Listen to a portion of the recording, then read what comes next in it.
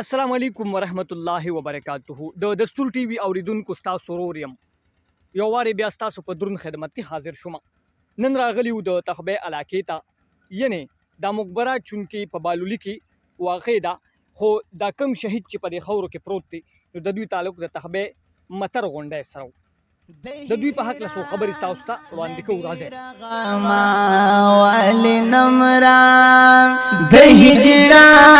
حضرت مولانا مفتی سردار علی شهید رحمت الله علیه، شاگرد خاص خادم خاص قاری محمد صہیب خنپیار شهید رحمت الله علیه، تقریبا د 20 کالو عمر کې د دنیا نه د هغوی سره یو ځای په اکسیډنټ کې رخصت شو.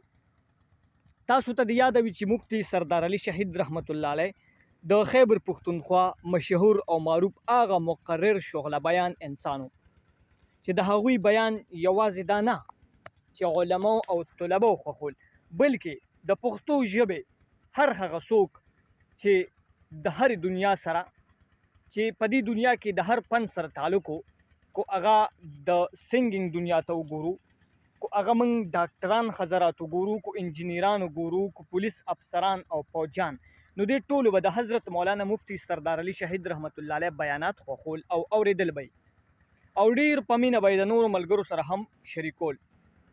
دغه شان د هغوی په عاشقانو کې یو عاشق صہیب خنپیار چې د تخبه علاقې سره د تخبه متر غونډی سره تعلق و، چې په مفتی سردار علی شهید رحمت الله علیه عاشق و، هغوی به هم د هغوی د بیانونو اوریدو لپاره ځای په ځای ځان رسول ښوولي چې آخر د مفتی صاحب سره تعلق جوړ شو او تعلق تر دې حده ورسېد چې یو ځای شهیدان شو. صہیب خنپیار د خپل مرګ نه څو ورځې وړاندې په خپله شاعرۍ او په خپل اواز نعتخوانۍ کې دا هم ویلي چې په خوشحالۍ او په خندا به زه مفتی سردار علی سره ځم، زه به جنت ته اشنا د مفتی سردار علی سره ځم. د هغوی د قبر په تختۍ همدغه شعر لیکلی دی کوم چې تاسو سره ما وړاندې کړو.